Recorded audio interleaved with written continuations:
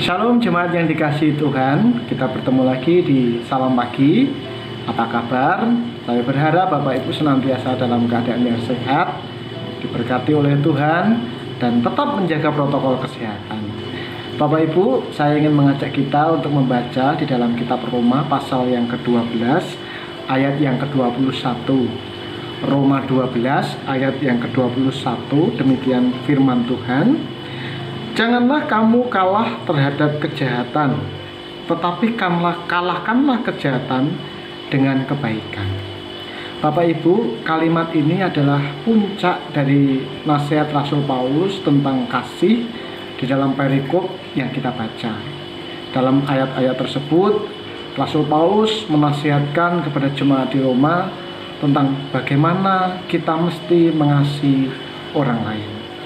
Lalu di dalam ayat yang ke-21 dikatakan, janganlah kamu kalah terhadap kejahatan.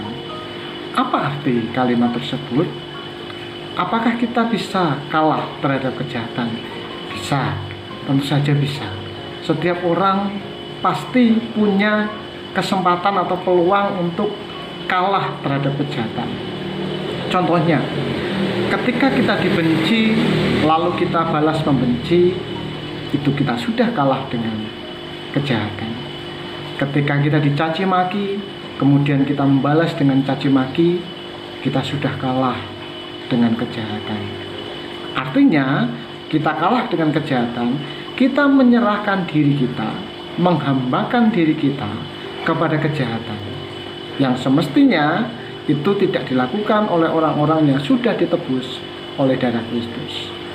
Nah, Bapak Ibu, dikalahkan oleh kejahatan artinya kita ditawan oleh kejahatan dan diri kita hanyut dalam kejahatan tersebut. Namun sebaliknya, Rasul Paulus menasihatkan, tetapi kalahkanlah kejahatan dengan kebaikan. Ada satu resep, satu rahasia yang Paulus tawarkan ketika kita ingin menang terhadap kejahatan, yaitu melawan kejahatan tersebut. Bukan berarti melawan dengan konfrontasi, bukan. Tetapi justru melawan dengan tindakan kebaikan. Artinya, kalau kita dibenci, kita balas mengasihi. Kalau kita dicaci maki, kita balas dengan kata-kata berkat. Kalau kita digosipkan, dirasani, kita balas dengan kata-kata berkat. Itu artinya kita sudah mengalahkan kejahatan dengan kebaikan. Bapak Ibu, mengasihi itu sama dengan melepaskan semua hak kita untuk membenci. Sekali lagi saya katakan, mengasihi sama dengan melepaskan hak kita untuk membenci. Sebenarnya secara manusia kita punya hak. Kalau dibenci, saya balas membenci. Kalau dicaci maki, saya berhak membalas caci maki.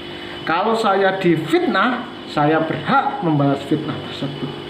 Tetapi orang yang mengasihi adalah orang yang mau melepaskan semua haknya itu untuk kebaikan. Mengasihi artinya melepaskan hak kita untuk membenci. Bapak Ibu, dalam bulan yang penuh dengan kasih dan kehangatan ini, mari kita belajar mengoreksi diri. Apakah masih ada rasa benci, rasa dendam, iri hati di dalam hati kita? Kalau ada, mari kita lepaskan.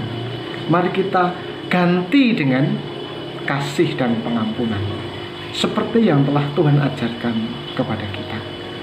Kiranya renungan firman pagi ini boleh menguatkan kita agar kita tidak kalah terhadap kejahatan.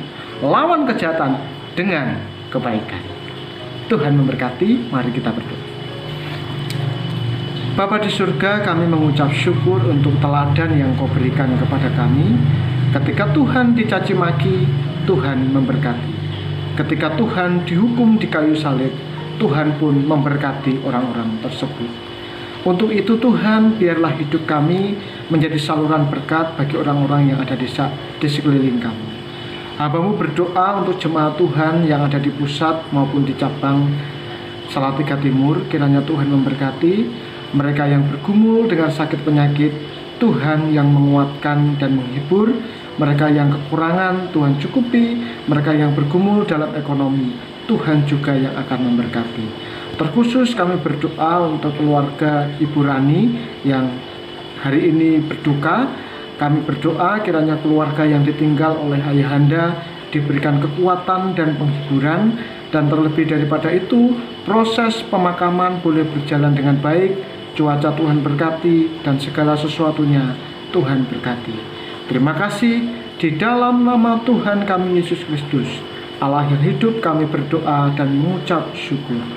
Amin. Tuhan Yesus memberkati kita semuanya.